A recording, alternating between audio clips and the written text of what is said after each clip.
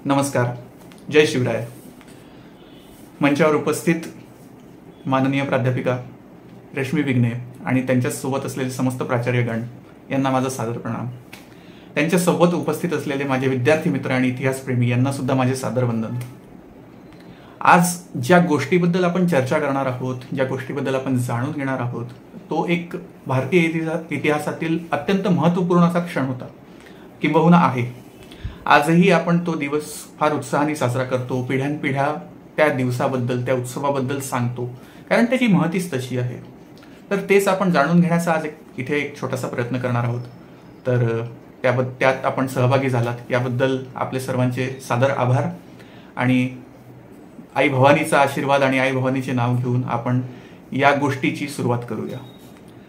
तर मित्र हो, ज्येष्ठ शुक्ल त्रयोदशी 1576 शालिवाहन शके, म्हणजे आज आपण जे इंग्रजी कॅलेंडर वापरतो त्यानुसार 6 जून 1674 रोजी रायगडावर एक असा वैभव संपन्न असा सोहळा झाला, ज्याच्यामुळे हिंदूंच्या मनात आपली अस्मिता पुन्हा जागी झाली आणि पूर्ण भारतवर्षातील जी जनता होती ती आनंदोत्सवात या साजरी होण्यास देशोदेशीतून आली, सहभागी झाली, राज्यातून आली आणि त्यांना अपार आनंद झाला. त्यात संत समर्थ रामदास स्वामी सुद्धा मागे नव्हते. त्यांनी त्या उत्सवानंतर काव्याच्या काही पंक्ती लिहिल्या. त्याच्यातल्या 2 ओळी मी तुम्हाला सांगतो. तर समर्थ रामदास स्वामी म्हणतात, बुडाला औरंग्या पापी, म्लेंछ संहार झाला, मांडिली मोडिली क्षेत्रे, आनंद वनभुवनी. काय सुंदर वर्णन आहे बघा. बुडाला औरंग्या पापी, खरं तर औरंगजेबाचा तेव्हा नाश नव्हता झाला. म्लेंछ संहार झाला म्हणजे या देशात जे सुलतानांचे आक्रमण झाले होते, जे म्लेंछांचे आक्रमण झाले होते, त्यांचा संहार झाला. खरं तर ते सुद्धा झालं नव्हतं. मांडिली मोडिली क्षेत्रे म्हणजे जी सुलतानांच्या आक्रमणामुळे क्षेत्रे जी होती, आपली जी भूमी होती ती मोडल्या गेली होती, ती पुन्हा मांडल्या गेली. याची सुरुवात मात्र नक्की झाली होती आनंद वनभुवनी, म्हणजे आनंद झाला. पण औरंगजेब बुडाला नाही किंवा म्लेंछांचा संहार सुद्धा पूर्ण झाला नाही. तरी रामदास स्वामी का असं म्हणाले? तर रामदास स्वामी द्रष्टे होते. त्यांना माहिती होतं की औरंगजेबाच्या विनाशाची सुरुवात या क्षणापासून, या दिवसापासून झाली आहे. म्हणून ते म्हणाले, बुडाला औरंग्या पापी, म्लेंछ संहार झाला. तर अशा प्रकारे या दिवसाची महती होती. आता ती महती खरोखर एवढी मोठी का होती की आज आपण पुन्हा पुन्हा त्या गोष्टीबद्दल बोलतोय. 351 वर्ष झाली तरी सुद्धा आज आपण शिवरायांबद्दल तेवढ्याच आत्मीयतेने आणि आदराने बोलतो आणि त्यांचे गुणगान गातो, त्यांच्या वीरकथा, शौर्यकथा एकमेकांना सांगतो, पुढच्या पिढीला सांगतो. तर ते का बरं होतं हे जाणून घेण्यासाठी हा श्लोक आपण पहिले सांगितला आणि हा श्लोक कसा काय सार्थ होता हे तुम्हाला शेवटपर्यंत नक्की लक्षात येईल. तर आता पुढची सुरुवात करूया. आता हा शिवराज्याभिषेक दिवस जो होता तो इतका महत्वाचा का होता त्याचे कारण जाणून घेण्यासाठी ना आपल्याला थोडं इतिहासात बॅकट्रॅक करावं लागेल, थोडं अजून मागे जावं लागेल. याची सुरुवात खरं तर होते ना ती शिवराज्याभिषेकाचाही 1000 वर्षापूर्वी होते. म्हणजे जी पार्श्वभूमी होती ती 1000 वर्षापूर्वीच सुरू झाली. आता ती कशी सुरू झाली? तर भारत देश जो होता तो एक अत्यंत सुजलाम सुफलाम देश होता आणि दिल्ली, जे आपलं दिल्ली शहर जे होतं ते भारतातील नव्हे तर पूर्ण विश्वातील, दुनिया में सबसे अमीर म्हणजे जगातील सगळ्यात श्रीमंत आणि धनाढ्य असं शहर म्हणजे दिल्ली होतं. आता विचार करा, तेव्हा दिल्ली सगळ्यात श्रीमंत होतं आणि त्याच्यामुळे आपल्या देशाची भरभराट सगळ्यांपेक्षा जास्त होती, सगळ्यांपेक्षा पुढे होती. आपल्याकडे महाभारताचं जे युद्ध झालं त्या युधिष्ठिर त्यानंतर राजा झाला. युधिष्ठिर जब राजा हुआ उसके बाद सालों बीत गए, पीढ़ियां बीत गई, शतकं लोटली, centuries passed away and then India became divided into various regions. राज्य निर्माण झाले, गणराज्य निर्माण झाले आणि त्यांचे वेगवेगळे राज्य निर्माण झाले. पण आजही आपण बघतो की आपल्याकडे खूप सारे राज्य आहेत, खूप सारे लोक आहेत, पण आपली मूळ संस्कृती सगळ्यांची सारखी आहे.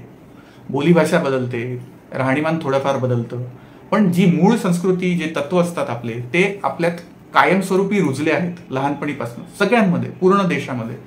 तर ते तेव्हाही तसंच होतं की थोड्या फार फरकाने बोलीभाषा बदलत होती किंवा पेहराव बदलत होता, पण मूळ तत्व जे होते, मूळ संस्कृती जी होती ती तशीच होती.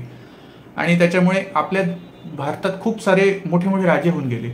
चंद्रगुप्त, विक्रमादित्य, सम्राट अशोक, चोलराजे, राजा पोरस यांच्यासारखे महान राजे होऊन गेले. आचार्य चाणक्यांसारखे विद्वान होऊन गेले आधुनिक आणि प्रगत जीवनमूल्ये आपल्या देशात रुजवल्या गेली आणि देशाची भरभराट झाली. आपण आधुनिक मूल्ये आत्मसात केली, त्याच्यामुळे आपला प्रोग्रेस झाला. लाईक आता पण आपण बघतो ग्लोबलायझेशनमध्ये की आपण आपली संस्कृती सोडली नाही, पण दुसऱ्याकडनं आधुनिक गोष्टी सुद्धा आत्मसात केला. म्हणून आज भारत एवढ्या प्रगत स्थानावर आहे. आज बाहेर आपल्या देशाचा बोलबाला आहे तो याचमुळे आहे. तर ते तेव्हापासून सुरू झालं होतं आणि आपल्या पूर्वजांना हे माहिती होतं, त्यामुळे त्यांनी ते आत्मसात केलं.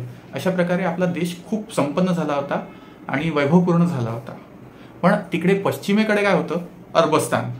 आता अरबस्तान म्हणजे काय? अरेबिया, जे आपण आजकाल सौदी अरेबिया म्हणतो किंवा युनायटेड अरब एमिरेट्स म्हणतो, त्या भागात, तो म्हणजे मिडल ईस्टमध्ये. तर मिडल ईस्टमध्ये एक नवीन जमात, एक नवीन वादळ उदयाला येत होतं आणि ती अतिशय आक्रमक प्रवृत्तीची जमात होती. आणि तिथल्याच अशा एका सुलतानाची नजर भारतावर पडली. त्याला लक्षात आलं की भारतनं फारच श्रीमंत देश आहे आणि याचा आपल्याला फायदा झाला पाहिजे.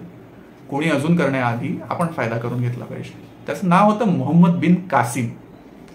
आता हा मोहम्मद बिन कासिम जो होता तो अरबस्तानाचा सुलतान होता. म्हणजे त्याचा भारताशी काय संबंध? काहीच नाही. तर त्याची नजर पडली, पण त्याची नजर वाईट होती. तो काही मैत्रीपूर्ण मार्गाने आपल्याकडे आला नव्हता. त्यांनी केलं सरळ आक्रमण. आता आज आपण जो पाकिस्तान बघतो तो पूर्वी भारतातच होता, हे सगळ्यांना माहिती आहे. तर त्या पाकिस्तानाच्या शेवटी अफगाणिस्तानच्या सीमेवर त्यांनी आक्रमण केलं. तिथे राजा दाहिर होता आणि त्यांनी त्याच्या राज्यावर आक्रमण केलं, राजा दाहिरच्या. आणि तिथून खैबर खिंड ओलांडून तो दाहिरच्या राज्यावर आला आणि तिथल्या सगळ्या सुंदर मंदिरांचा विध्वंस केला. मंदिरांचा विध्वंस का केला? कारण तिथे सोनं असतं. आपल्याकडे देवाला आपण आभूषणं करतो किंवा देवासाठी आपण चांगले अलंकार करतो. आपले मंदिरं फार सुबक असतात, संपन्न असतात. तिथे धर्मशाळा असतात, लोकांसाठी अन्न नसतं. म्हणजे खूप सारं धन तिथे, खूप सारं अन्न असतं, धन असतं आणि बाकी सगळ्या गोष्टी असतात. त्यामुळे त्यांनी मंदिरांवर आक्रमण केलं, त्यांचा विध्वंस केला, ते सगळं लुटलं. ते पुन्हा प्रस्थापित होऊ नये म्हणून ते जाळले आणि ती सगळी लूट घेऊन तो अरबस्तानात परतला. हे होतं भारतावरचं पहिलं मुसलमानी आक्रमण. त्यानंतर 300 वर्ष लुटली. आता हा राजा दाहिरचा जो प्रांत होता तो सिंध प्रांत होता आणि 300 वर्षानंतर पर्यंत मग पुन्हा पुढे कुठलंही आक्रमण झालं नाही. त्याच्याशिवाय भारत जो होता तो आपला फार प्रगत आणि सुजलाम सुफलाम देश होता. तो इतका सुजलाम सुफलाम होता की आपल्याला खूप लोक सांगतात पूर्वीपासून की भारत सोने की चिडिया होता. म्हणजे असं म्हणतात की तेव्हा घराघरातून जो धूर निघायचा तो सुद्धा सोन्याचा होता. खरोखर ही अतिशयोक्ती नाही आहे. आपल्याकडे एवढी संपत्ती, एवढं धन, एवढं वैभव होतं, ते आक्रमकांनी लुटून नेलं. म्हणून ही परिस्थिती आज नाही आहे, हे आपण लक्षात घ्यायला पाहिजे. तर अशा प्रकारे कासिमची स्वारी संपली. 300 वर्ष सिंध प्रांतांनी पुन्हा कंबर कसली, पुन्हा आपल्या पायावर उभे राहिले. आता कासिमची स्वारी तर झाली. त्यानंतर आला मोहम्मद गझनी 300 वर्षांनी आणि त्याच्या डोळ्यावर तर धर्मांधतेची अशी विकृत पट्टी होती की त्यांनी वारेमाप कत्तलच सुरू केली. इथे आला आणि त्यांनी सरळ लोकांना मारायला सुरुवात केली. त्याच्या मते जो इस्लाम मानत नाही तो काफर आणि त्याला सजा म्हणजे शिक्षा म्हणजे काय? तर सजा आहे मौत, म्हणजे त्याला सरळ उसको सीधा मार डालना, अशी त्याची धारणा होती. त्याच्यामुळे तो कत्तली करत करत आला आणि कत्तली करून सरळ तो लुटमार करत होता. असं करत करत तो सोमनाथपर्यंत आला. सोमनाथला त्याला मंदिरात तिथल्या पुजाऱ्यांनी आणि सगळ्यांनी म्हटलं की तू बाबा आमच्याकडनं सोन्याच्या राशी घे, पण मूर्तीला विध्वंस नको करू. त्यांनी ते नाही म्हटलं, मानलं. तो म्हणाला नाही, मैं बुत फिरोश नहीं हूं, मैं बुत शिकन हूं. म्हणजे मी मूर्तींचा विक्रेता नाही आहे, तर मी मूर्तींचा संहारक आहे आणि म्हणून मी तुमची मूर्ती फोडणार, देवाची मूर्ती फोडणार. आणि त्यांनी तिथल्या देवळाचा देखील विध्वंस केला. म्हणजे हे आक्रमक जे होते सरळ सरळ आपल्या लोकांना मारायला आणि आपल्या मंदिरांचा, आपल्या संस्कृतीचा विध्वंस करायला आले होते. आपले देवळं म्हणजे शक्तिपीठ आहेत. आपले देवळं म्हणजे ज्ञानाचा एक सागर आहे, जिथे आपण नेहमी पिढ्यानपिढ्या आपली संस्कृती जपली, आपले ग्रंथ, धर्मग्रंथ जे होते ते तिथे जपले, ठेवले. तर अशा सरळ सरळ मंदिरांचाच हे लोक विध्वंस करू लागले. मोहम्मद गझनीनी भारतावर एक नाही 17 स्वाऱ्या केल्या. 17 वेळा त्यांनी भारतात वेगवेगळ्या प्रांतातून संपत्ती लुटली आणि लोकांचा संहार केला. आता गझनी तर 300 वर्षांनी आला होता, पण त्यांनी काय केलं, त्याच्यामुळे ना बाकी आक्रमकांना पण भारताचा रस्ता सापडला आणि भारत किती वैभव संपन्न आहे हे कळलं. त्याच्यामुळे गझनी नंतर मात्र ही जी रांग होती आक्रमकांची ती सुरू झाली आणि ती संपलीच नाही, कित्येक वर्ष संपली नाही. तर अशा प्रकारे आक्रमकांची जी रांग सुरू झाली ती आपण थोडक्यात बघू. आता गझनी नंतर मोहम्मद घुरी भारतात आला. गझनीने 17 स्वाऱ्या केल्या होत्या, पण तो भारतात स्थायिक नव्हता झाला. मोहम्मद घुरीने काय केलं की त्यांनी ठरवलं, मी भारतातनं एक सिंहासन म्हणजे आपलं एक तख्त उभा करेल आणि आपला एक सुलतान नेमेल. यापूर्वी भारतात फक्त राजे होते. मोहम्मद घुरी भारतात आला आणि भारताचा शेवटचा सम्राट जो होता पृथ्वीराज चव्हाण त्याला हरवलं. आता पृथ्वीराज चव्हाणाला त्यांनी कसं हरवलं? आपल्याच लोकांनी घाण केली. आपल्याच लोकांनी, आपल्याच इकडल्या राजांनी राज्याच्या आमिषापोटी बाहेरच्या आक्रमकाला मदत केली, पण पृथ्वीराजाला मदत नाही केली. त्यामुळे पृथ्वीराज हरला आणि मोहम्मद घोरीनी तख्त बनवलं दिल्लीला आणि तिथे कुतुबुद्दीन ऐबक नावाचा आपला एक गुलाम, साधा गुलाम सोडला आणि त्याला सुलतान बनवलं दिल्लीचा. अशा प्रकारे आपल्याला पहिला सुलतान मिळाला भारताला, जो होता कुतुबुद्दीन ऐबक. आता ऐबकच्या राज्याला सुरुवात झाली. त्यांनी नुसतं लोकांना मारणं सुरू नाही केलं, तर मंदिरांचा विध्वंस केला, आपले धर्मग्रंथ बुडवले, लोकांची आता धर्मांतरण सुद्धा सुरू केले की जबरदस्ती लोकांना इस्लाम कबूल करायला लावला. त्यानंतर वारेमाप कत्तली केल्या, शेतजमिनींचा नाश केला, सगळे प्रयत्न केले, सगळ्या गोष्टी केल्या. हळूहळू पूर्ण भारतात तो त्याचा व्याप झाला आणि सुलतानांची सत्ता आपल्या महाराष्ट्रापर्यंत येऊन पोचली. आपल्या महाराष्ट्रात देखील यादवांचा पाडाव झाला आणि सुलतानांचे छत्र आले. आणि त्यानंतर पश्चिमेकडे मुंबई आणि गोवा हे जे प्रांत आज आपण ओळखतो, तिकडे समुद्रामार्गे फिरंगी आले. इंग्रज, डच, पोर्तुगीज हे सगळे लोक आले आणि यांनी सुद्धा हेच काम सुरू केलं. यांनी सुद्धा हेच कामं केली की लोकांना जबरदस्ती बॅप्टिझम दिला, म्हणजे ख्रिश्चनिटीमध्ये कन्व्हर्ट केलं, लोकांना मारलं, आपले धर्मग्रंथ बुडवले, आपल्या मंदिरांचा विध्वंस केला. अशा प्रकारे देशात जी परिस्थिती झाली होती निर्माण, ती फार एक भीषण होती आणि आपल्या लोकांना इथे जगणं देखील मुश्किल झालं होतं. आता भारतीय संस्कृती आणि धर्मच एक रसातळाला जायची वेळ आली होती असं म्हणायला हरकत नाही या सुलतानांमुळे आणि फिरंग्यांमुळे. याची आपण 4 उदाहरणं बघू की 4 सुलतानांनी ज्या एकदम वाईट गलिच्छ असे कृत्य जे केले आहे, आपण त्याचे फक्त 4 उदाहरणं बघू. अशी उदाहरणं तर खूप आहे, पण त्याच्यातले 4 इतके भीषण आहे की त्याच्यावरनं आपल्याला लक्षात येतं की खरंच हे सुलतान किती क्रूर होते. आणि छत्रपती शिवराय जन्माला आले आणि त्यांनी या सुलतानांना थांबवलं, हे किती चांगलं कृत्य केलं ते आपल्याला याच्यावरनं लक्षात येतं. तर बलबन नावाचा एक सुलतान होता, घियासुद्दीन बलबन. त्याला गाझी बनायचं होतं. गाझी म्हणजे त्यांच्या मते जो काफरांचा, म्हणजे जो इस्लाम मानत नाही त्यांचा नायनाट करतो, तो गाझी बनतो. आणि सुलतान बनल्यावर त्याला गाझीपद धारण करण्याचं, भूषवण्याचं फारच मोठी इच्छा झाली. आणि त्यांनी काय केलं, बंगालमध्ये गेला आणि तिथे वधस्तंभ असे लाईननी, ओळींनी उभे केले. वधस्तंभ म्हणजे ते ज्याच्यावर लोकांना असे टांगतात आणि त्यांची कत्तल करण्यात येतात. त्यांनी वधस्तंभ ओळींनी असे उभारले आणि सुमारे 1 लाख हिंदू आणि बुद्ध धर्माच्या लोकांना मारून टाकलं. असा होता बलबन. यमुनेचं पाणी त्याच्यामुळे कित्येक दिवस फक्त लाल व्हायलं रक्तामुळे. दुसरा होता मोहम्मद बिन तुघलक. आता तुघलकाला ना एक फार मोठा शौक होता, तो म्हणजे शिकारीचा. आता आपण शिकार म्हणजे काय म्हणतो? शिकार मतलब एक जंगल में जाएंगे और कोई जंगली जानवर होगा, उसकी शिकार करेंगे. ऐसे शौक तो प्राचीन काल से राजा महाराजाओं को आते रहे हैं. पण या तुघलकाला वेगळ्याच शिकारीचा शौक होता. तो शौक म्हणजे माणसांची शिकार, आणि ती पण आपल्याच राज्यातल्या माणसांची शिकार. त्यांनी एक दिवस काय केलं, असाच निघाला आणि कनौज नावाचा एक उत्तरेत, एक उत्तर प्रदेश साईडला एक शहर आहे, तिथे गावाभोवती वेढा घातला आपल्या सैनिकांचा. आणि हळूहळू हळूहळू हळू वेढा असा फासत गेला आणि तिथल्याच गावातल्या लोकांची, म्हणजे जी खरं तर त्याचीच प्रजा आहे, त्यांचीच कत्तल केली. गावात एक जण शिल्लक उरला नाही, ना पुरुष, ना स्त्री, ना लहान अर्भक, ना लहान बाळ, कोणी जिवंत उरला नाही. पूर्ण शहरच्या शहर रिकामं करून टाकलं त्यांनी. आता तिसरा म्हणजे तैमूरलंग. मोहम्मद बिन तुघलकाच्या मृत्यूच्या वेळीच तैमूरलंग नावाचं एक भीषण व्यक्तिमत्व, वादळी व्यक्तिमत्व उदयाला येत होतं. आता तैमूर म्हणजे हा चंगेज खान नावाचा जो मोंगल, म्हणजे चायनाच्या जवळ मंगोलिया होता, तिथला राजा होता, त्याच्या वंशज आणि त्याचा नातलग होता. तर मंगोलिया त्याची सत्ता प्रस्थापित होऊ शकली नाही. He could not reign in Mongolia. That's why he came to the western part, that is the Arabic part, or what we know as Turkey or Turkestan. So there he established his kingdom. तिथे त्यांनी आपलं राज्य उभारलं आणि तिथून आता त्याला राज्य वाढवायला पुन्हा भारतच दिसला.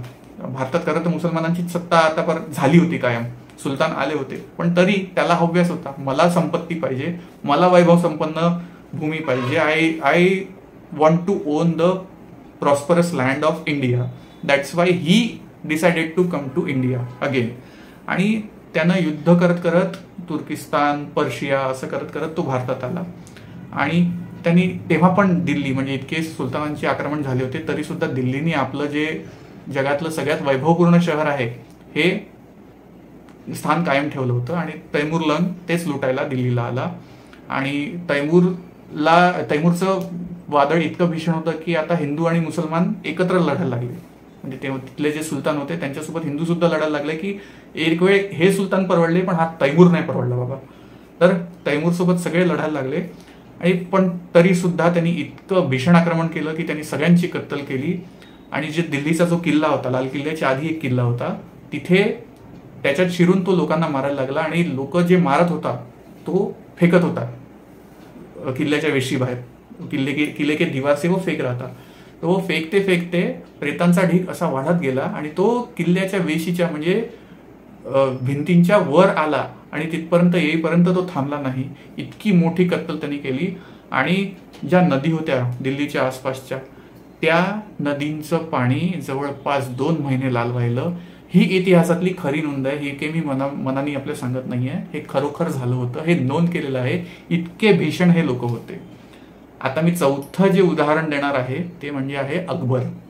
आणि अकबर द ग्रेट आपण सगळे इतिहासात वाचलं आहे, पण अकबराने सुद्धा खूप घृणास्पद अशा कृती केल्या आहेत.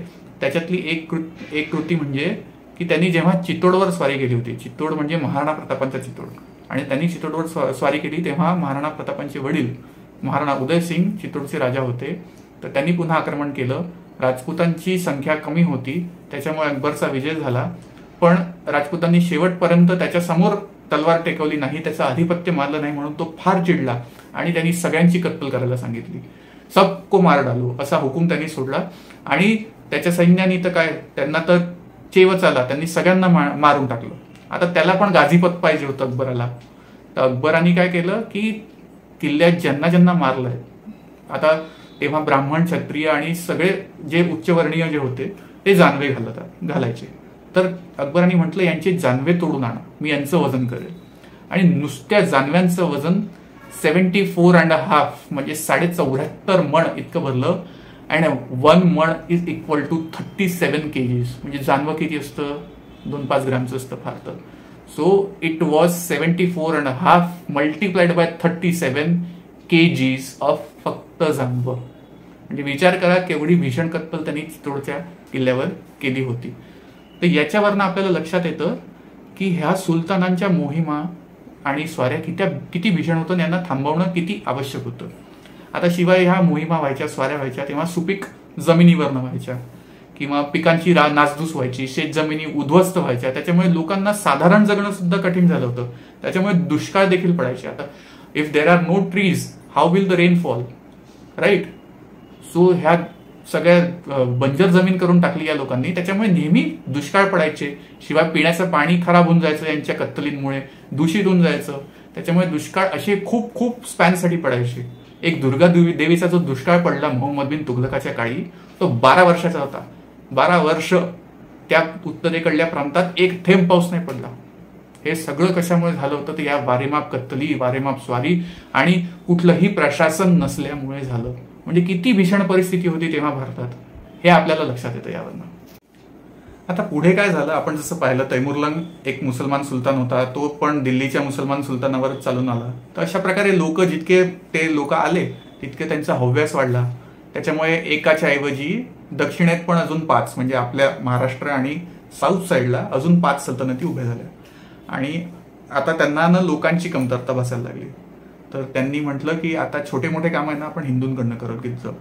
तर त्याच्यामुळे हिंदूंना थोडंफार पुढे यायची संधी तर मिळाली, पण त्याच्यात झालं असं होतं की आपली जी वृत्ती होती, जी क्षात्रवृत्ती होती, जी लढण्याची वृत्ती होती किंवा जी ज्ञान प्राप्त करण्याची वृत्ती होती, ती खूप वर्षांच्या आघातामुळे ना मंदावली होती, थंड झाली होती. त्याच्यामुळे लोकांना लाचारीच हा त्यांचा धर्म होऊन गेला होता की सुलतानांचं ऐकायचं बाबा, नाही तर आपला जीव जाईल, हेच ऐकण्यासारखं झालं होतं. त्याच्यामुळे आपली संस्कृती, आपला धर्म हा अगदी रसातळाला, म्हणजे it was just at the rock bottom, एकदम खाली गेला होता. त्याच्यामुळे काय झालं की आपल्या अस्मितेचं फारसीकरण होऊ लागलं. म्हणजे आपल्या भाषा सोडून लोक संस्कृत, हिंदी, अवधी, मराठी किंवा अजून दक्षिणेतल्या ज्या इतक्या साऱ्या प्रगल्भ भाषा आहेत, आपल्याकडे इतक्या साऱ्या भाषा आहेत, ते सगळं सोडून फारसी शिकायला लागले, जी सुलतानांची भाषा होती. आणि त्याच्यामुळे आपले जे धर्मग्रंथ होते ते सगळे संस्कृतमधले होते, ते सुद्धा लुप्त व्हायला लागले. कारण पिढ्यानपिढ्या जे संस्कृतचं ज्ञान येत होतं ते लोकांपर्यंत येतच गेलं नाही. त्याच्यामुळे आपल्या संस्कृतीचं सगळं फारसीकरण होत गेलं, आपले धर्मग्रंथ आपण विसरायला लागलो. इथपर्यंत आपल्या मनावर आघात झाले होते आपल्या लोकांच्या. म्हणजे विचार करा, फक्त प्राणाचं भय नव्हतं तर आपली संस्कृती सुद्धा लुप्त होण्याच्या मार्गावर आली होती. याचं एक उदाहरण घ्यायचं झालं तर आपले जे धर्मग्रंथ होते ते आणि मंदिरं होते ते बुडाले, ते तर आपण बघितलंच, ते तर आपण आधी डिस्कस केलं. तर असे काही शब्द जे आहेत ते आपल्या मराठी भाषेतच आले, जे पण फारसी नाही आहेत आणि आज पण आपण त्यांचा प्रयोग मराठीत करतो. ते म्हणजे खाना, दरवाजा, महाल, दिवाणखाना, जनानखाना, कसम, बेलाशक, वाहवा, शाब्बास, अफसोस, असे किती शब्द मराठीत आणि हिंदीत सरळ आले, जे की मराठी नाही, हिंदी पण नाही, आपल्या संस्कृतीतले पण नाही. आणि याचं सगळ्यात एक चमत्कारिक किंवा फनी उदाहरण द्यायचं झालं ना तर ते म्हणजे आपले शब्द आहेत पती आणि पत्नी, आणि आज आपण वापरतो सर्रास नवरा आणि बायको. हे नवरा आणि बायको शब्द सुद्धा फारसीतून मराठीत आलेले आहेत. म्हणजे विचार करा, तेव्हा सुद्धा एवढे मोठे आघात झाले की ते आजवर मिटल्या गेले नाहीत. म्हणजे ते आघात केवढे असतील. ठीक आहे, आज आपण सगळे इन्क्लुझिव्ह झालो आहोत, ग्लोबलायझेशनमुळे जग जवळ आले आहे आणि आपण सगळ्या भाषा अवगत केल्या पाहिजे, सगळं मान्य. पण त्याचबरोबर आपल्याला आपली संस्कृती काय आहे, आपण मूळ कुठून आलो हे माहितगार असणं आवश्यक आहे. कारण तेव्हाच आपण जगात प्रगत होऊ शकू. बाकीच्यांशी आपलं कसं आपण विसंगत आहोत, आपण किती कार्य केलं आहे हे सगळं लक्षात घेतल्याशिवाय आपली प्रगती होत नाही. याच्यासाठी इतिहास शिकला पाहिजे मित्रांनो, हे लक्षात घ्या. आणि याच्यासाठी आपले जे पूर्वज होते, छत्रपती शिवराय, महाराणा प्रताप, राणा संगा, पृथ्वीराज चौहान, दक्षिणेतले सगळे राजे, उत्तरेतले सगळे राजे, महाभारतातले राजे, त्याच्या पूर्वीचे राजे, या सगळ्यांचा इतिहास आपण माहीत करू, त्यांचं राहणीमान माहिती करू, त्याचे माहितगार होऊ, तेव्हाच आपण पुढे जाऊ शकू, हे लक्षात घ्या. आणि म्हणून इतिहासाचा अभ्यास केला पाहिजे. कारण इतिहास हीच भविष्यात पुढे जायची पायरी आहे. त्याच्यावरनं आपल्याला लक्षात येतं आपण ह्युमन म्हणून कसे इव्हॉल्व्ह झालो हे लक्षात येतं, आणि आपल्याला पुढे कसं जायचं हे बरंच काही आपल्याला शिकायला मिळतं. म्हणून इतिहासाचा अभ्यास करायला पाहिजे. तर एकूण आतापर्यंत आपण जे बघितलं त्याच्यावरनं आपल्या लक्षात येतं की आपली परिस्थिती फार चांगली होती आणि त्यानंतर फारच वाईट झाली. हे सगळं आपल्यासोबत घडलं. म्हणून छत्रपती शिवराय जन्माला येणं हे का आवश्यक होतं आणि तो राज्याभिषेक दिवस आपण का साजरी करतो हे आपल्याला थोडंफार कळलं आहे. आता याच्यानंतर आपण माहिती करून घेऊया छत्रपती शिवरायांच्या कार्याची. आता या कार्याची माहिती करताना मी तुम्हाला त्या सगळ्या गोष्टी नाही सांगणार ज्या तुम्हाला माहिती आहे. त्यांनी केलेली युद्ध आपल्याला माहिती आहेत, त्यांनी केलेले गाजवलेले पराक्रम आपल्याला माहिती आहेत. पण आपण ते सगळं न करता we will discuss about what were the impacts of his decisions, how he made decisions and how they were beneficial for human beings, for the people of his his राज्य, त्यांच्या स्वराज्यात लोकांसाठी त्यांनी काय निर्णय घेतले, त्याच्यामुळे लोकांचा इतका पाठिंबा का मिळाला आणि आजही आपण त्यांना का एवढे मानतो ते आपल्याला सहज लक्षात येईल. तर या गोष्टींचा आपण एक थोडक्यात आढावा घेऊया. आता सगळ्यात पहिले तर बघायला पाहिजे शिवाजी महाराज राजे म्हणजे छत्रपती कसे बनले. तर यापूर्वी आपण भारतातलीच गोष्ट बघूया. भारतात राजे कसे बनले की एकतर राजाचा मुलगा राजा होईल, नाहीतर राजाचा नातलग राजा होईल पुढचा, म्हणजे तो राजा गेला मेला की, आणि त्यानंतर एकतर ते नाही तर राजा नालायक असेल तर त्याचाच एखादा मंत्री जो कोणी आहे तो त्याला पदच्युत करेल आणि स्वतः राजा बनेल. म्हणजे तो राज्याशी निगडीत असला पाहिजे तेव्हाच तो राजा बनू शकेल. पण शिवाजी महाराजांचं तसं काही नव्हतं. ते एका छोट्याशा सरदाराचा तो मुलगा होता शिवाजी महाराज. म्हणजे शहाजी राजे सुद्धा राजे नव्हते, ते मातब्बर सरदार मात्र नक्की होते, पण दक्षिणेतल्या एका छोट्याशा सल्तनतीचे. म्हणजे शिवाजी महाराज काही राजपुत्र नव्हते, म्हणजे त्यांच्याकडे राज्य आपसूक आलं असं नाही. उलट त्यांनी ते शून्यातून निर्माण केलं. भारताच्या महाभारतानंतरच्या इतिहासात असं कार्य करून दाखवणारा एकही राजा नाही. त्यांच्या आधी पण नाही, त्यांच्या नंतर पण नाही. हा एकमेव राजा म्हणजे छत्रपती शिवाजी महाराज. आता ते सगळं करताना काय त्यांचे शत्रू कमकुवत होते, वीक होते? अजिबात नाही. सगळीकडनं सुलतानांची सत्ता होती. दक्षिणेत 5 सुलतानांची सत्ता, उत्तरेत मुघल सल्तनत तर त्यावेळी शहाजहान आणि औरंगजेबाच्या वेळी वैभवाच्या परम शिखरावर होती. It was at the pinnacle of prosperity and श्रीमंती. अशा परिस्थितीत सुद्धा त्यांनी शून्यातून आपलं राज्य, कुठलीही पाठबळ नाही, कुठलीही फौज नाही, सेना नाही, खूप सारं धन आपल्याकडे आहे, एवढ्या सल्तनती उलटवायला एवढं पण नाही, हे सगळं असताना देखील शिवाजी महाराजांनी शून्यातून आपलं राज्य निर्माण केलं, स्वराज्य निर्माण केलं. याच्यावरनं ते किती महान होते हे सहज लक्षात येतं. बरोबर. आता असंही नाही की ते पूर्ण अगदी सहजपणे मिळालं. खूप साऱ्या लढाव्या लागल्या, खूप सारे पराक्रम गाजवावं लागेल, त्यानंतर मिळालं. त्यातही असं झालं की 20 वर्ष, वयाची 20 वर्ष, 16 ते 35 त्यांनी सतत मेहनत करून जे स्वराज्य निर्माण केलं ते मिर्झा राजा जयसिंगाच्या, म्हणजे औरंगजेबाकडनं जे मिर्झा राजा जयसिंग आला होता त्याच्या स्वारीत ते सगळं राज्य गमवावं लागलं. म्हणजे अगदी झिरो, जमीनदोस्त. पण त्यानंतर पुन्हा 9च वर्षात ते राज्य पुन्हा निर्माण केलं आणि त्यानंतर हा राज्याभिषेक घडला. म्हणजे विचार करा की केवढं मोठं मनोबल लागतं, केवढं मोठं धैर्य लागतं, संयम लागतो, पेशन्स लागतो, प्लॅनिंग लागतं, त्याच्यानंतर एक्झिक्युशन लागतं, हार्डवर्क लागतं. हे आपल्याला लक्षात येतं. म्हणजे ही काही छोटी गोष्ट नव्हती, ही त्यांनी करून दाखवली. याच्यावरनं आपल्याला कळतं की इतिहासात छत्रपती शिवाजी महाराजांचं नाव इतक्या आदराने का घेतलं जातं, का घेतल्या गेलं पाहिजे, हे या छोट्याशा बाबीवरनच आपल्याला लक्षात येतं. आता शिवाजी महाराजांनी आपल्या स्वराज्यालाच हिंदवी स्वराज्य नाव दिलं होतं. म्हणजे त्यांना हिंदू धर्माबद्दल, स्वतःच्या धर्माबद्दल तर धर्माभिमान होता, पण त्याचबरोबर त्यांनी बाकीच्या धर्मांबरोबर सुद्धा धर्मसहिष्णुता दाखवली. He was very tolerant with other religions as well. He never disturbed or never tried to kill anybody from other religion just because they are not Hindus. हे सुलतानांनी केलं की आपल्या धर्माचा नाही तर त्याला मारा, पण शिवाजी महाराजांनी कधीच नाही केलं. आता खरं तर त्यांना काहीही गरज नव्हती हे करायची, पण हे कशामुळे केलं? ते स्वयंभू धर्मसहिष्णुतेमुळे, स्वयंभू औदार्यामुळे. हेच आपल्याला हिंदू धर्म शिकवतो. आता शेजारी खरं तर आलमगीर जो होता तो जिझियापट्टी हिंदूंवर लादत होता, तरी सुद्धा शिवाजी महाराजांनी आपल्या मुलखातल्या, आपल्या स्वराज्यातल्या मुसलमानांना कधीही दोषीच दिली नाही. अकबर जो होता त्यांनी पूर्वी हे धर्मसहिष्णुता दाखवली होती, पण त्याच्या मागे प्रॅक्टिकल रिझन्स होते. एकतर त्यांनी पूर्वी जी कत्तल केली होती त्यानंतर त्यांनी ही धर्मसहिष्णुता दाखवली.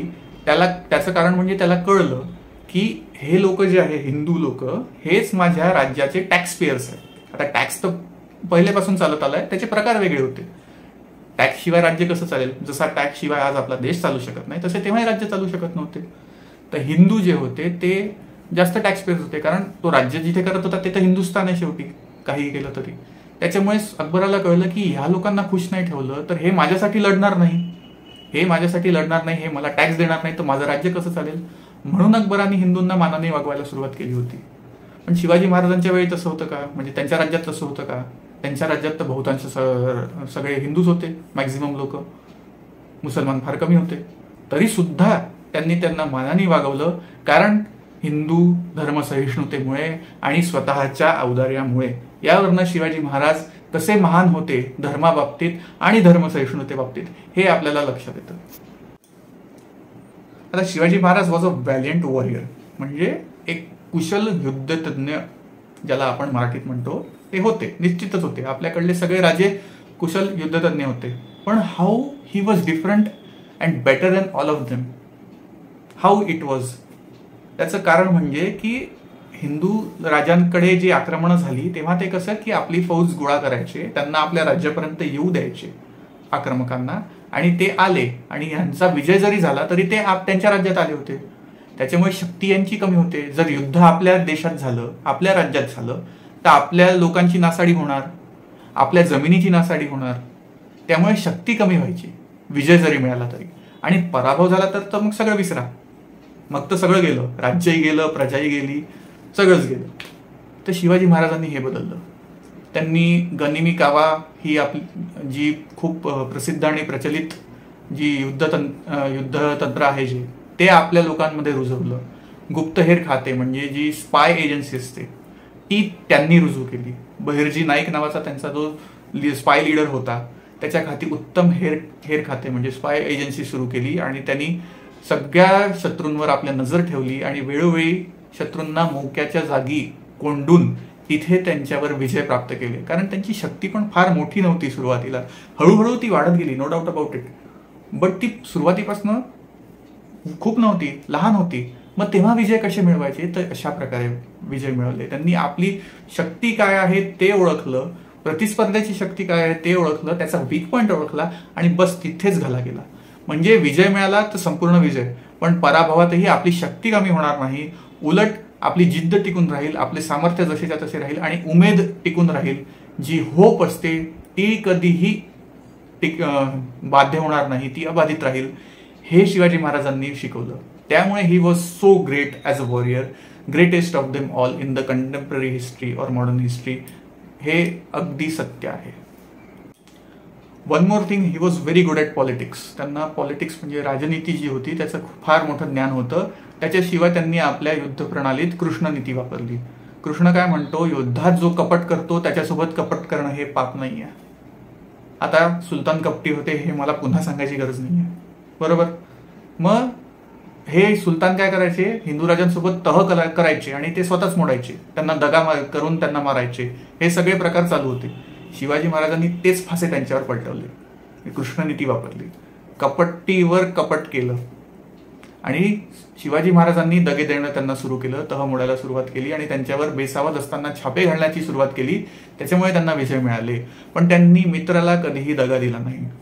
छत्रपती शिवाजी महाराजांपासून प्रेरणा घेऊन छत्रसाल बुंदेला राजस्थानात आणि पंजाबात गुरु गोविंद सिंग सुद्धा औरंगजेबाविरुद्ध लढायला निघाले. छत्रपती शिवाजी महाराजांना वाटलं असतं की यांचे राज्य पण मी गिळंकृत करून घेतो ना, माझ्यासाठी काय फरक पडतो. छत्रसाल बुंदेलांनी आणि गुरु गोविंद सिंगांनी तर देऊन दिले असते. पण शिवाजी महाराज म्हणे नाही, जो हिंदू राजा आहे, जो आपल्या धर्मासाठी लढतो आहे आणि जो यवनी आणि विकृत आणि वाईट प्रवृत्तीशी लढतो आहे, जो की औरंगजेब आहे, ते माझे मित्र आहे आणि मी त्यांना सहाय्य करेल, मी त्यांचं राज्य गिळंकृत करणार नाही. अशा प्रकारे शिवराय राजनैतिक या मुद्द्यात सुद्धा वेगळे होते, हे आपल्याला लक्षात येतं. शिवाय त्यांनी ना विनाकारण शूरता कधी नाही गाजवली. म्हणजे की बस युद्धात जायचं आणि मेलो तरी 72 पण शत्रूला हे करेल असं कधीही नाही केलं. त्यांना माहिती होतं की त्यांचं जगणं किती आवश्यक होतं, म्हणून त्यांनी विनाकारण प्रत्येक युद्धात सहभाग घेतला नाही, तर उलट प्रतिनिधी ओळखले जे आपल्या आपल्या कामाला व्यवस्थित रिझल्ट आणू शकतील असे प्रतिनिधी निवडले आणि त्यांच्याकडनं बरेच वेळा युद्ध लढून घेतली.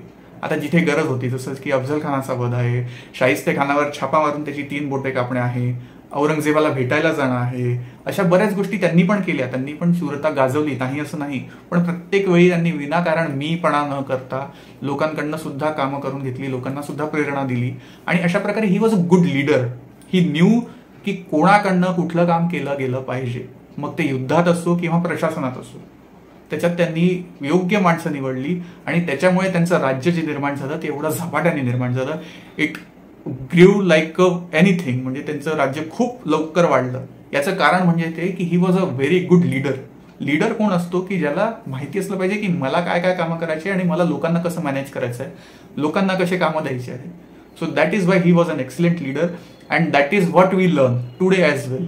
की आपल्याला पण जे कामं करायचे असतात ते आपण ॲज अ टीम कसं करू शकतो. आणि जो लीडर असतो त्याला हे कळलं पाहिजे की माझ्या टीमनी, माझ्यासोबत जी टीम आहे त्याच्यात कोणाकोणाला मी काय काय कामं दिली पाहिजे, त्याच्यावरनं मला जे आउटपुट मिळेल, जो रिझल्ट मिळेल तो कसा मिळेल ते लक्षात आलं पाहिजे. आपण इतके टीम स्पोर्ट्स पण खेळतो, टीमच्या गोष्टी करतो, टीम बिल्डिंग ऍक्टिव्हिटीज करतो, त्याच्यात सुद्धा ही साधी गोष्ट आपण अंमलात आणू शकतो. आणि हे आपल्याला इतिहास शिकवतो, छत्रपती शिवाजी महाराजांचा इतिहास शिकतो. शिवाजी महाराज जे होते ते विजयाबाबतीत देखील खूप प्रॅक्टिकल होते. आता त्यांनी अफजल खानाचा वध केला हे आपल्याला सगळ्यांना माहिती आहे. पण अफजल खानाचा वध करून ते हे हो मी जिंकलो असं वगैरे करत नाही बसले. ते विजयाचा आनंद मनवत नाही बसले. त्यांनी काय केलं, त्यांना माहिती होतं की आपलं स्वराज्य अजून फार छोटं आहे, हे वाढवायचं असेल ना तर शत्रू बेसावध आहे.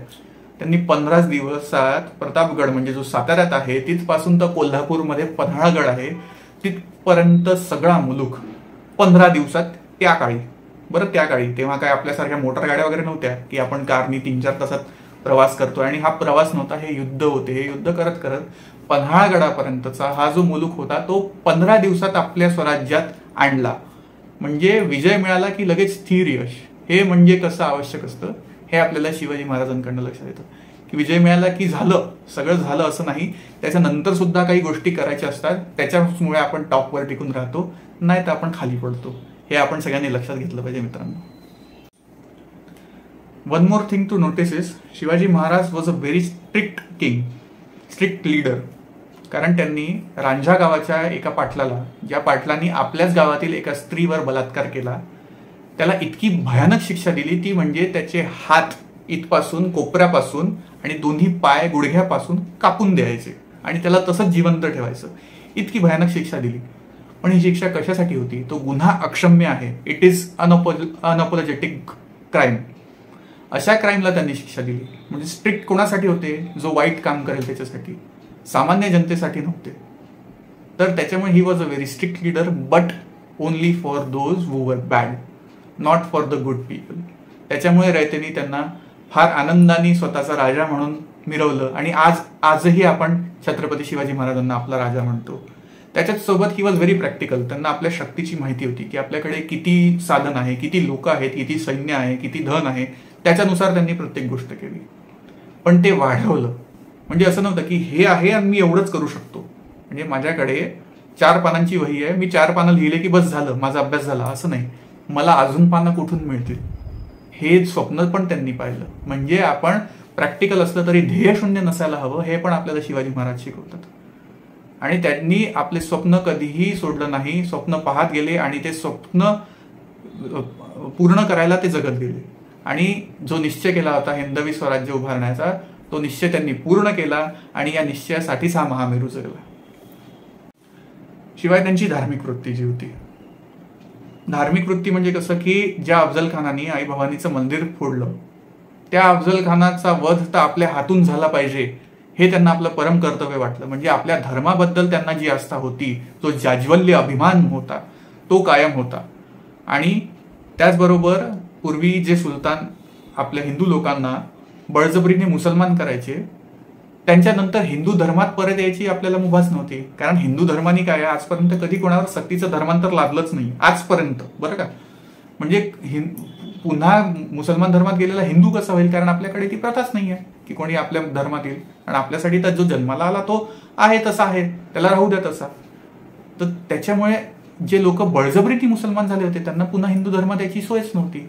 मग ते शिवाजी महाराजांनी ओळखलं की काही लोक ना जबरदस्ती मुसलमान झाले आहे किंवा जबरदस्ती ख्रिश्चन सुद्धा झाले आहेत, बाकीचे फिरंगी आले होते. मग हे वापस हिंदू धर्मात कसे येतील? आणि हे जर नाही झालं तर आपल्या धर्मात हळूहळू लोकच नाही उरणार. म्हणून त्यांनी शुद्धीकरणाचा एक विधी देखील घडवला, ज्याच्यामुळे बजाजी निंबाळकर, नेतोजी पालकर यांच्यासारखे अनेक लोक पुन्हा हिंदू धर्मात वापस येऊ शकले.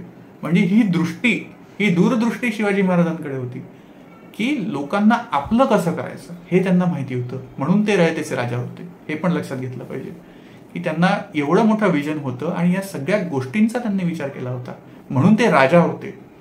हे लक्षात घेतलं पाहिजे.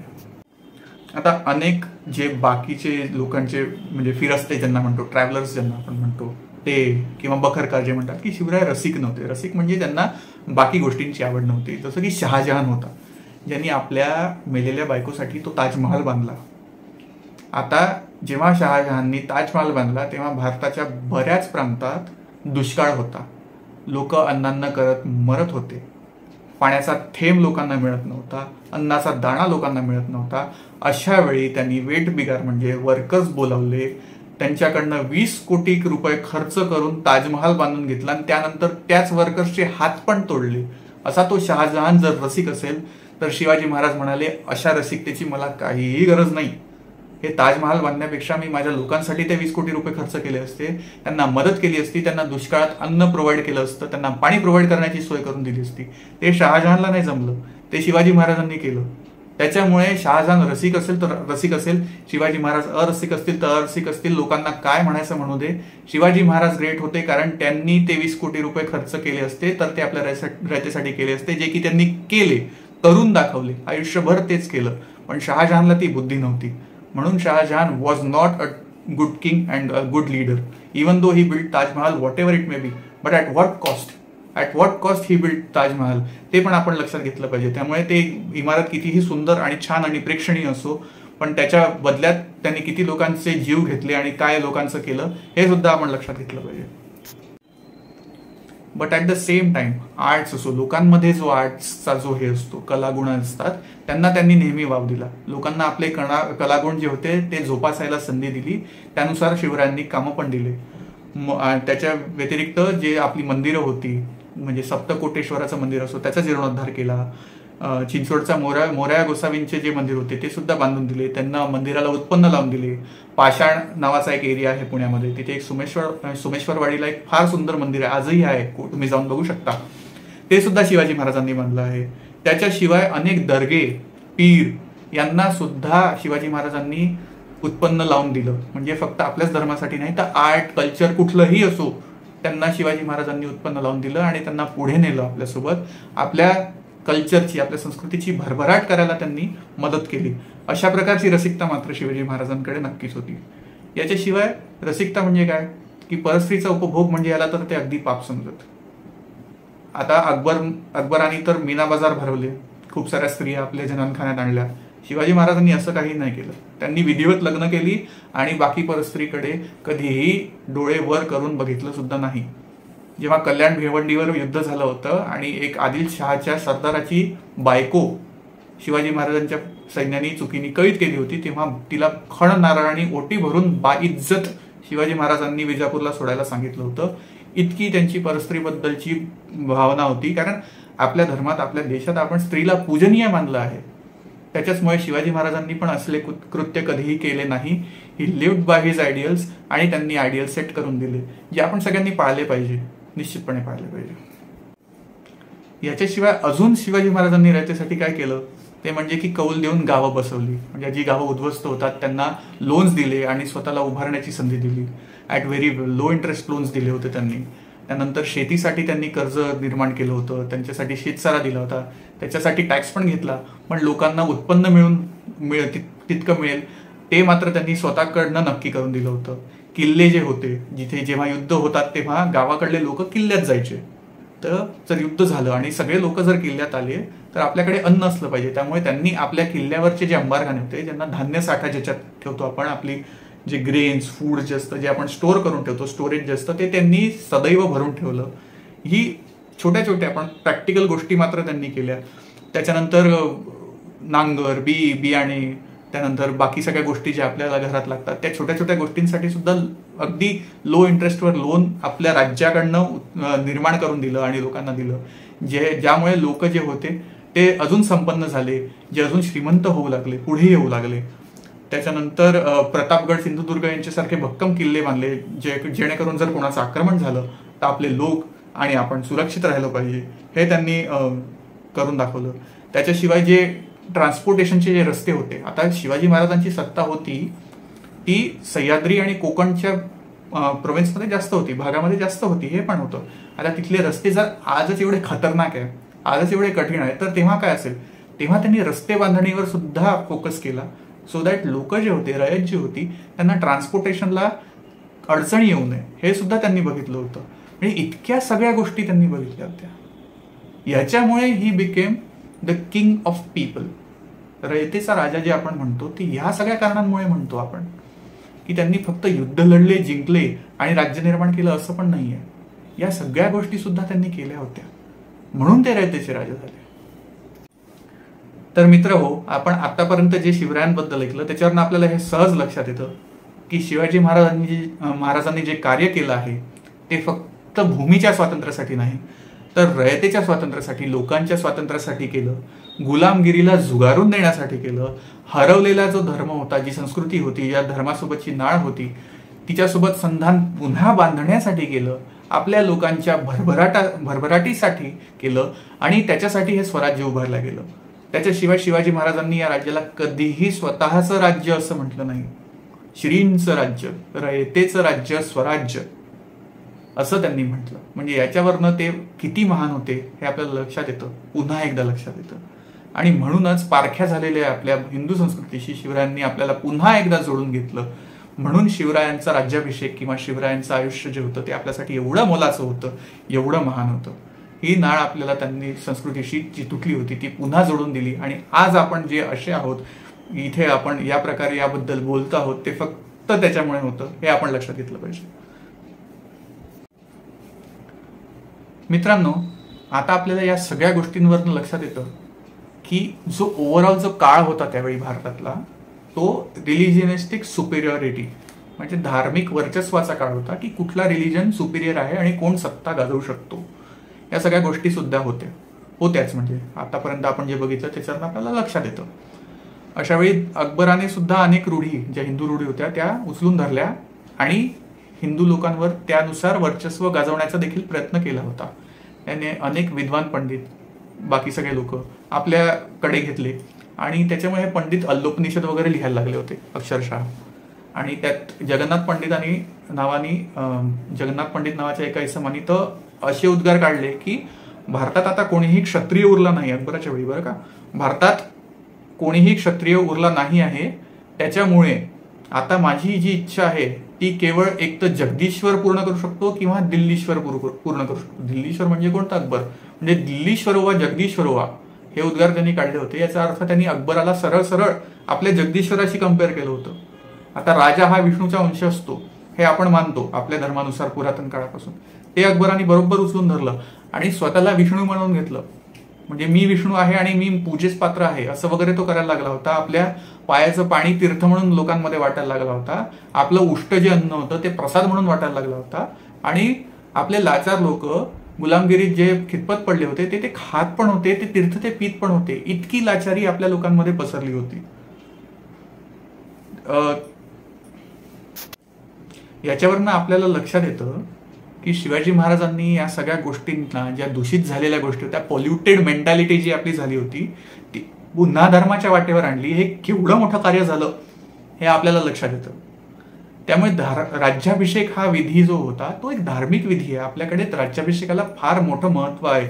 श्रीरामाचा राज्याभिषेक झाला, युधिष्ठिराचा राज्याभिषेक झाला, नलराजाचा राज्याभिषेक झाला. म्हणजे राज्याभिषेक केवढा पवित्र विधी आहे. आणि राजा जो विष्णूचा अंश असतो तो पात्र कसा होतो त्याच्यासाठी हा विधी असतो. त्यामुळे तो विधी इतक्या वर्षांनी पुन्हा घडवून आणणं ही काही छोटी गोष्ट नव्हती. म्हणून शिवरायांनी आपला राज्याभिषेक करून घेतला. आता पृथ्वीराज चौहान जेव्हा शेवटचा सम्राट आपण ज्याला भारताचं म्हणतो, तो जेव्हा मोहम्मद घुरीकडनं हारला त्यानंतर हा विधीच लुप्त झाला होता. कितीतरी वर्ष, म्हणजे जवळपास 700-800 वर्ष शिवाजी महाराजांपर्यंत हा विधीच लुप्त झाला होता. त्यामुळे शिवाजी महाराजांनी गागाभट्टांकडनं, काशीचे जे पंडित होते त्यांच्याकडनं हा विधी पुन्हा एकदा सिद्ध केला. आणि ते फक्त स्वतःला अभिषिक्त राजा किंवा छत्रपती असं मिरवायला नाही केला, तर धर्मासाठी हा विधी पुन्हा निर्माण होऊ दे आणि औरंगजेबाचं जे दिल्लीला तख्त आहे त्याला कायमस्वरूपी एक आव्हान असू दे, या धारणेने तो राज्याभिषेक विधी निर्माण केला आणि स्वतःला राज्याभिषेक करून एक सिंहासन घडवलं. त्याचबरोबर जी राज्याची जी भाषा होती ती आतापर्यंत सल्तनतीत जी राज्याची भाषा होती ती फारसी असायची. शिवाजी महाराजांनी तीच भाषा संस्कृत, मराठी आणि हिंदी ठेवली. त्याच्यावरनं आपल्या ज्या भाषा होत्या त्या पुन्हा राज्यात परतल्या. आपल्या भाषेचा, आपल्या धर्माचा जो अभिमान होता तो पुन्हा जागृत झाला. याच्यासाठी तो राज्याभिषेक होता. याशिवाय एक अत्यंत प्रॅक्टिकल अशी गोष्ट असते की जो देश स्वतंत्र असतो त्या देशाची आपली स्वतःची करन्सी असते. शिवाजी महाराजांनी सुद्धा आपल्या स्वराज्याची वेगळी नाणे पाडायला सुरुवात केली. म्हणजे जी करन्सी जी आता स्वराज्यात वापरल्या जाणार होती ती राज्याभिषेकानंतर ती सुद्धा नवीन होती. म्हणजे आपण स्वतंत्र कसे आहोत हे दाखवायला शिवरायांनी इथपर्यंत विचार केला होता. त्याच्या व्यतिरिक्त आता कसं होतं की शिवाजी महाराजांनी राज्याभिषेक करवला म्हणजे आता हिंदू लोकांना असंही वाटलं असतं की शिवाजी महाराज आपले देव आहेत. पण शिवाजी महाराजांना याच धारणेला खंड पाडायचा होता की धर्म, देव यांचे स्थान नेहमी वरचे आहेत आणि आपण सगळे या धर्माने वागणारे साधारण मानव आहोत. जे धर्माने वागू तेच चांगले राहतील, तेच टिकतील, हे शिवाजी महाराजांना दाखवून द्यायचं होतं. त्याच्यामुळे त्यांनी राज्याभिषेकानंतर राज्याभिषेक शक सुरू केलं. खरं तर ते शिवाजी शक किंवा असं काहीही नाव देऊ शकले असते, पण त्यांनी असं कुठलंही नाव दिलं नाही. तर त्यांनी राज्याभिषेक शक असं नाव दिलं. त्याच्याशिवाय पंचांग सुधारण्यासाठी कर्णकौस्तुभ याची निर्मिती केली. राज्य व्यवहार कोश नावाच्या ग्रंथाची निर्मिती केली, ज्यांनी फारसी जी दूषित भाषा झाली होती आपल्या मराठीत शिरली होती ती भाषा, मराठी भाषा आणि संस्कृत भाषा सुधारण्यासाठी त्या ग्रंथाची निर्मिती झाली होती. हे सुद्धा तितकंच महत्वाचं कार्य होतं. त्याच्याशिवाय रायगडावर जिथे राज्याभिषेक झाला आणि शिवाजी महाराजांचा जो रायगडावर महाल होता त्याच्याच बाजूला त्यांनी एक मंदिर बांधलं. ते मंदिर म्हणजे होतं जगदीश्वराचं आणि त्याला जगदीश्वराचा प्रासाद असं महाराजांनी नाव दिलं. म्हणजे जगन्नाथ पंडितांनी जे उद्गार काढले होते, दिल्लीश्वर वा जगदीश्वर वा, त्याचं खंडन करत शिवाजी महाराज म्हणाले की दिल्लीश्वर हा आमचा जगदीश्वर नाही, आमचा जगदीश्वर आमच्या हृदयात आणि आमच्या सोबत आहे आणि आम्ही त्याला वंदन करतो. तर अशा प्रकारे आपल्याला लक्षात येतं की समर्थ रामदास स्वामींना इतका हर्षोल्लास का झाला होता की त्यांनी काही ओळी ज्या आपल्या म्हटल्या की बुडाला औरंग्या पापी, म्लेंछ संहार झाला, मांडिली मोडिली क्षेत्रे आनंद वनभुवनी, हे समर्थ रामदास स्वामींनी का म्हटलं हे आपल्याला लक्षात येतं. एवढं बोलून मी माझे 2 शब्द संपवतो आणि जाता जाता इतकंच म्हणेल की शिवराया परी करावे विशेष, तरीच म्हणावे पुरुष, या पुरी अजून काय बोलावे काय बोलावे. जय भवानी, जय शिवराय.